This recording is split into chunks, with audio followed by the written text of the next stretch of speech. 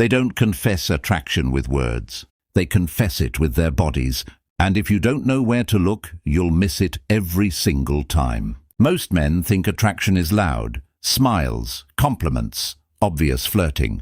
But real desire rarely announces itself that way. It hides in micro-movements, in tension, in exposure, in the quiet, almost involuntary decisions her body makes when you enter the frame.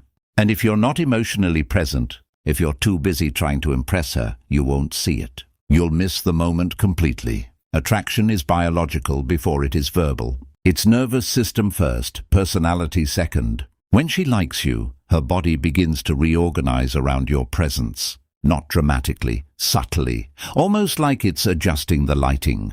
In a room you didn't know was dim. The first place this shift often appears is in her neck and collarbone. Watch carefully. When a woman feels drawn to someone, the neck becomes exposed. She tilts her head slightly, moves her hair aside, touches her collarbone without realizing it. It's not performance. It's vulnerability. The neck is one of the most unprotected areas of the human body. From an evolutionary perspective, exposing it signals safety. If she didn't feel a level of comfort or intrigue, that space would remain guarded, covered, tight. But when she angles her neck toward you, when her shoulders soften and the collarbone becomes visible, her nervous system is communicating openness long before her mouth ever will. And here's where most men fail. They stare. They react too quickly. They make it obvious they noticed. That breaks the tension. Attraction thrives in subtle awareness, not hunger. Emotional intelligence means you register the signal internally without shifting your energy outward. You stay grounded, calm, centered, because the moment she senses that you're chasing the signal, instead of holding your frame, the vulnerability retracts. Then there are her lips, not the obvious biting, not the exaggerated gestures you see in movies. Real attraction lives in micro-expressions, slight parting of the lips while you're speaking, a pause before she responds, moistening her lips unconsciously. The mouth is directly connected to emotional arousal and cognitive focus. When she's engaged, deeply engaged, her lips soften. They become more responsive. But here's the deeper psychology. When someone is attracted, their brain shifts into heightened sensory mode. Blood flow increases. Attention narrows. The lips react because the body is preparing for intimacy, before the mind fully acknowledges it. It's not about seduction. It's about subconscious alignment. But you must understand something important. Not every exposed neck means desire. Not every parted lip means attraction. Context is everything. This is where attachment theory quietly enters the room. A securely attached woman will show openness with calm stability. An anxiously attached woman might amplify signals because she craves reassurance. An avoidant woman might show subtle flashes of vulnerability and then quickly shut them down. If you lack emotional regulation, you will misread all of it. You will either chase too hard or retreat too fast. Mental strength means you observe patterns, not isolated moments. Now look at her hands. Hands rarely lie. When she likes you, her hands begin to orient toward you. She might mirror your gestures, touch objects near you, adjust something on the table closer to your side, lightly graze your arm during a laugh, and then leave it there half a second longer than necessary. That half second is everything. Physical touch, even minimal, activates oxytocin pathways. But here's the nuance. If she pulls away quickly and creates distance, she's still assessing. If she lingers without tension, her body has decided you are not a threat. Safety precedes desire, always. There is one subtle psychological truth most men overlook. When a woman is genuinely attracted, her body will repeatedly reorient itself toward you even after distractions pull her away. This isn't about tricks. It's about presence. If she's talking in a group and her knees angle toward you, if her torso subtly shifts back in your direction after someone else speaks, if her hands return to a relaxed position when you re-engage, these are alignment cues. The body moves toward what it values, toward what feels emotionally significant.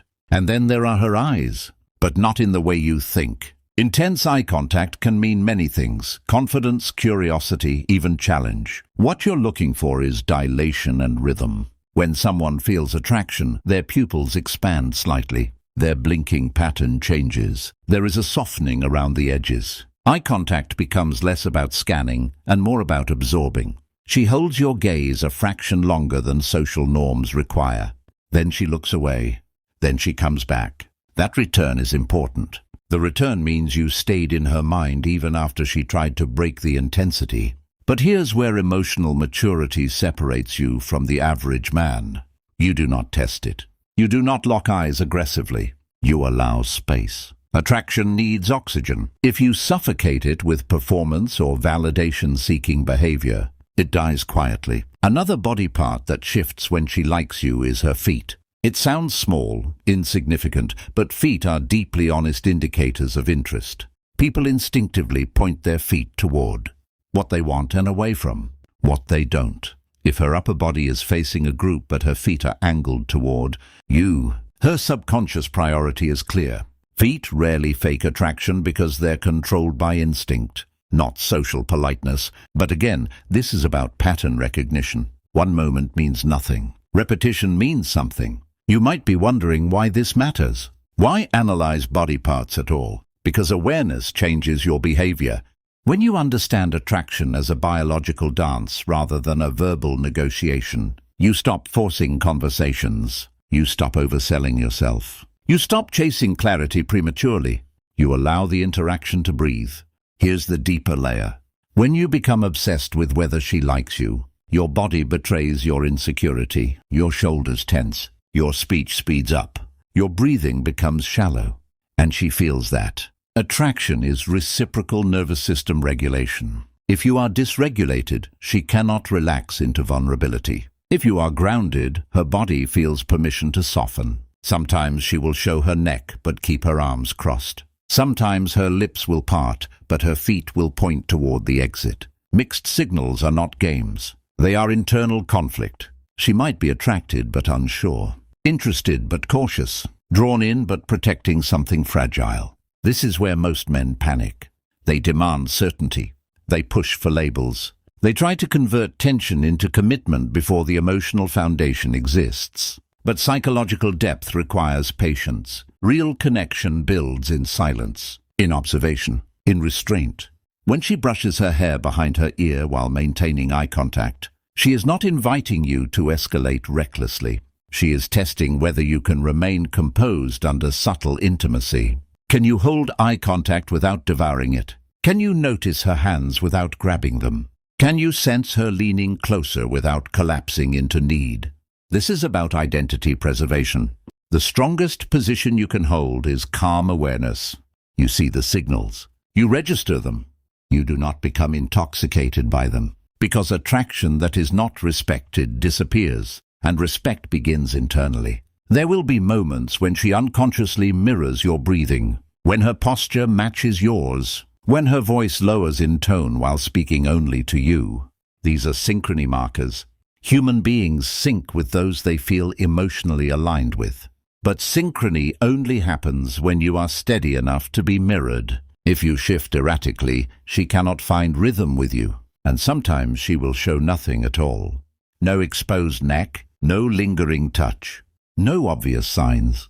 That does not automatically mean rejection. Some people move slowly. Some require time to feel safe. The mistake is assuming attraction must be visible to be real. Emotional intelligence means tolerating ambiguity without losing your center.